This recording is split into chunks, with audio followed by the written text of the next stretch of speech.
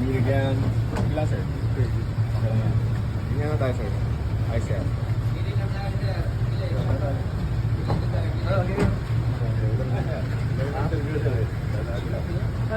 Kabila nga. Para Para naman kabila po, ha? Sige lang po. Kabila. Sir. Sige lang po. Sige lang po. Hindi po kami abanti, sir.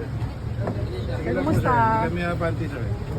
Ay, sir. Sir, how are you? Sir. Marami kayo nakuha nung video. Ako, sir.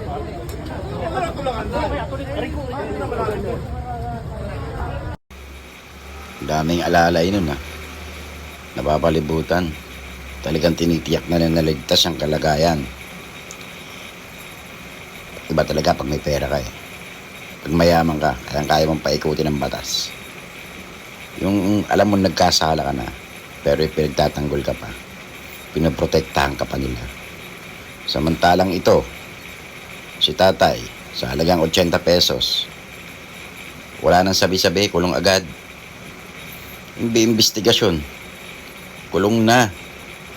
Kasi 80 pesos lang ninakaw niya Dapat bilyon-bilyon ang nanakawin mo para protektado ka nila. Ganyan ng gobyerno.